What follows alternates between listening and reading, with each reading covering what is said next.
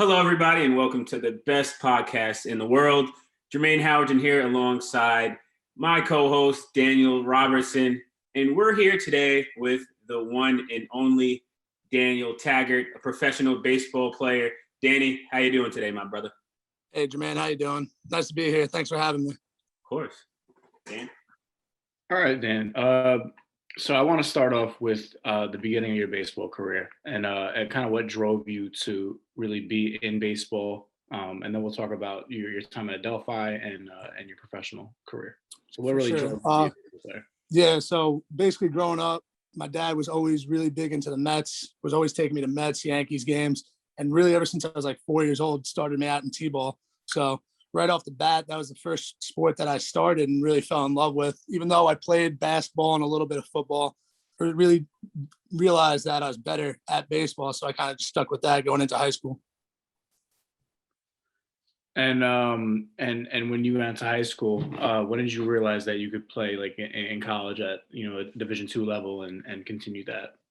When did I realize I could play there? Yeah. Right off the bat, I kind of realized like I was a late bloomer. A lot of kids were bigger than me, stronger than me right off the bat, and I needed time to fill out. So kind of when it came to like my sophomore, junior year, I kind of realized the development and how much bigger I was getting compared to other kids, just growing taller. I'm 6'3" now. And once I saw that, I kind of saw that being 6'3", it's kind of easier to be a pitcher. And I had a good arm, so I kind of just stuck with that, especially being at a private school with a lot of kids trying out for the team. There's not many guys that do two ways still. So I had to really pick between a position or pitching. And I have a question for you, Danny. So who could you say, even till this day, it could be one person, a group of people that has guided you and provided you with advice, whether that's on an intellectual level, training level, who's the person that you would attribute the most to your success today? I'd probably say Keith Couch is my mentor, a guy that I met my freshman year in high school, went to this Holy Trinity, he actually went to Adelphi as well. I didn't know I was going to be going there, but when I first met him as a freshman, and he was a guy who's like 6 years older than me, was already in AA, got drafted, went to the same high school as me. So I kind of looked up to him and said, hey, I want to do that same type of path. So started working with him a little bit, getting after it like once a week. And over time, he just kind of mentored me and told me how to be a professional, how to act like a professional, and how to make it to the next level. And why did you commit to Adelphi? Did you have any other offers that you were really intrigued by? Did Adelphi just seem like an easy fit off the bat? Yeah, so I really wasn't getting many looks in high school up until late junior year because, like I said earlier, I was a late bloomer. So after my junior summer season and my junior baseball season at Holy Trinity, I really started to turn some eyes, started getting up to like 86, 88. And as a righty and a junior, they see a little projectability. I had some offers from a few D2s and roster spots from like a few D1s, but nothing really as good money-wise as Adelphi. And also going back to my mentor, he went to Adelphi and kind of pushed me in that direction. Adelphi being a good D2 baseball program and also a good program for pitchers to go through. It's a Woodback conference. It was a Woodback conference, one of the only Woodback conferences in D2. So that kind of drew me there, especially not having to throw against metal and just the success that they've had in pitchers being drafted over the few years. And Danny, what were some of your highlights and lowlights throughout your baseball career, in particular in the college level? Maybe something that you went through in life where you're like, man, I really have to turn that light bulb on and I got to get going. And the highlight where it's like, man, like I really put myself over a lot of these guys that I'm competing with. For sure. So one of the low points that I'd probably have to say was senior year got pneumonia. I got pneumonia. I was in the hospital for a month. Senior year was looking like a good season for me. I was really prepared. I was throwing hard. Had a few scouts looking at me. And after that, I lost 30 pounds. I was in the hospital, and I really had to get that mental toughness back because once I got pneumonia, the season started. It was literally around the same time. So I had to get myself back into baseball shape and gain that weight back in order to continue to compete and try to make it to the next level. But not only that, at that point, help my team make a regional. So that was probably one of the lowest points just because it was very frustrating just seeing how weak I was afterwards and how hard it was really just to come back and get that strength back and how long it took. But then that goes right into the highlight. I mean, going into that senior year, might not have been throwing the hardest, might not have been the strongest guy, but I realized my potential and just my stuff is good enough. So I just went out there and I competed. I finished with like a 5-1 record and a 2.4 ERA. Adelphi had like one of the best seasons they've had in probably like 20 years. So that was probably one of the best moments of my baseball career. And that ended up helping me springboard myself into pro ball. Gotcha. And you talk about your stuff. Can you just, for those that don't know, can you just talk about the pitches that you have equipped? Okay, so I have a 4-seam fastball, 2-seam fastball, changeup, curveball, and a slider. And when I'm talking about stuff, especially in that situation to where I lost a lot of velocity, I couldn't overpower guys anymore. So I couldn't just throw the fastball by them and rely on my natural ability that I had before losing 30 pounds. I had to really learn how to become a pitcher and use my movement more than my velocity in order to get guys out until my strength and everything ended up coming back. And what was that time period like? You talked about it briefly about getting pneumonia. And did you have your teammates to kind of motivate you to get back where you were, or was it more of just a self motivation where I'm going to prove everyone wrong that I can get back to where I was? My teammates were definitely there for me, but in that type of situation, being in the hospital for like 2 weeks, you kind of feel distant and away from everybody, especially because the season was starting. They were starting practices, playing games. So it kind of felt like I was there by myself and I had to do it by myself. Once I got out of the hospital and went back to practice and everything, everybody was open arms, welcoming me back and really pushing me to get back into that type of shape. There was a moment I remember indoors through my first bullpen after coming out of the hospital, and it was brutal. Like I was all over the place. Ball wasn't going where I wanted it to. I was throwing really slow. I sat down, I talked to the pitching coach, and I was just thinking about literally redshirting that year and stopping. And my teammates came around me. They're like, "Yeah, we need you this year. You got to do it." So sacked up and I got after it, Yeah. And talk about your journey, that senior year journey. You guys had a great season, you along with Ed Barham. Talk about the enjoyment of that season and then that postseason, after college and after playing collegiate baseball. Yeah, that was a great season. We had a great group of guys.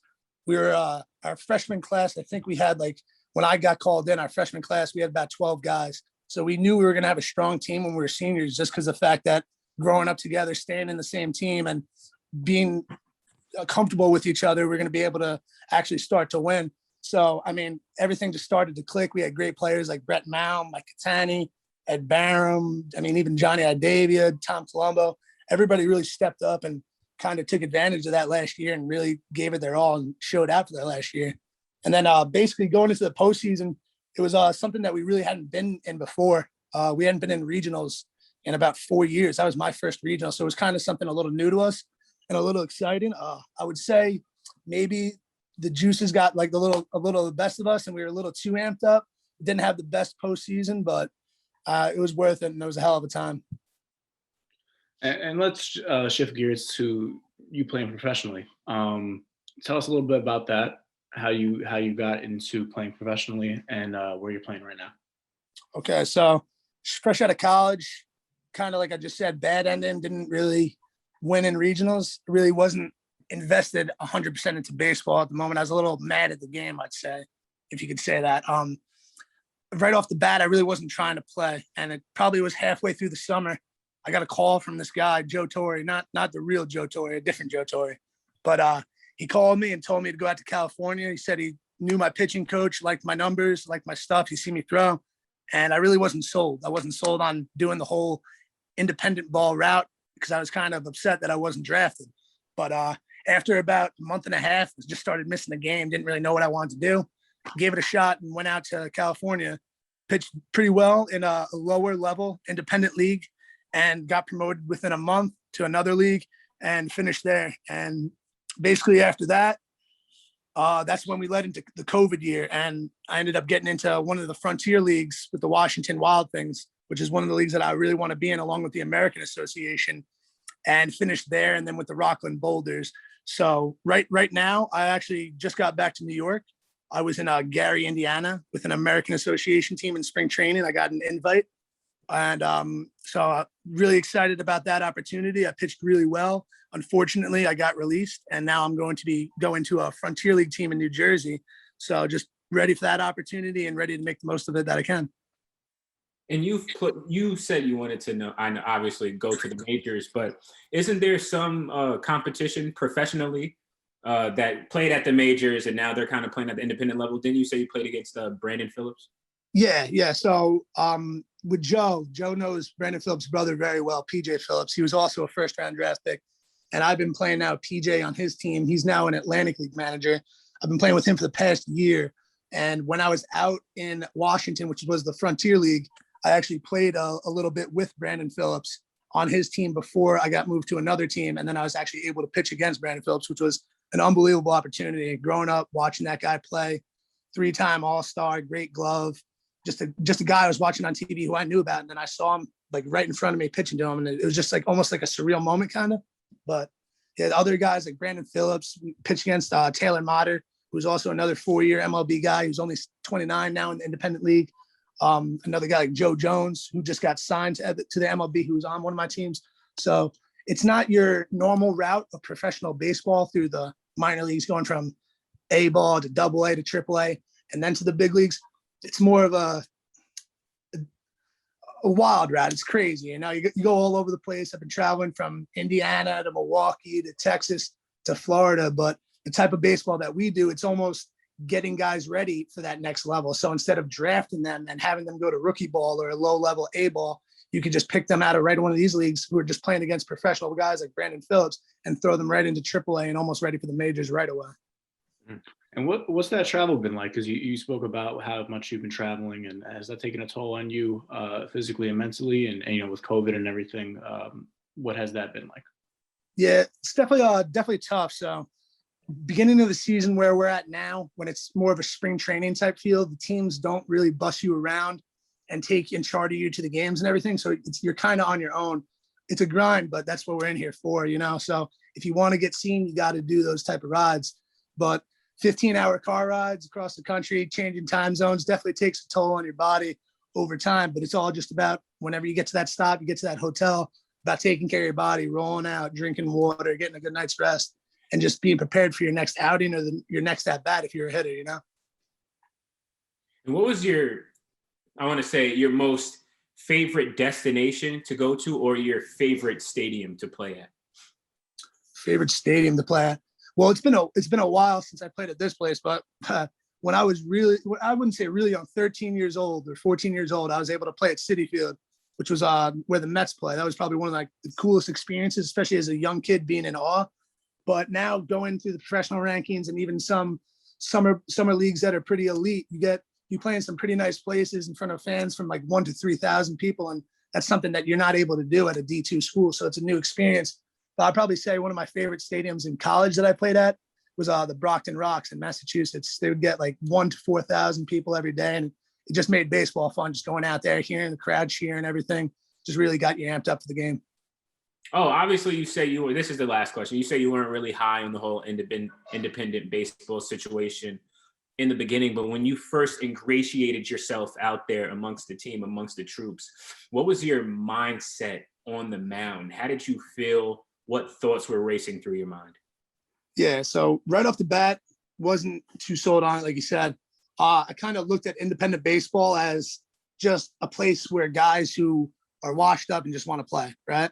And ended up getting there and realized that it's something completely different than just the pro title. Yeah, the pro title's nice. You could come home, say you play professional baseball, you could give lessons and all that.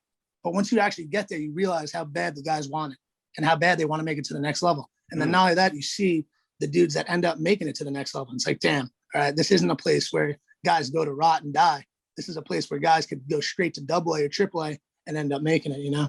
So those type of guys like a Joe Jones or Brandon Phillips even being there, Taylor Motter, those type of guys kind of gives you hope just knowing that, hey, like I could do this. Gotcha, man. Thank you for your time, my brother. Appreciate that, man. Yeah, yes, sir. Thank you for having me. Appreciate it. Best of luck, man. Best of luck. No doubt, brother. God bless, man. Thank you.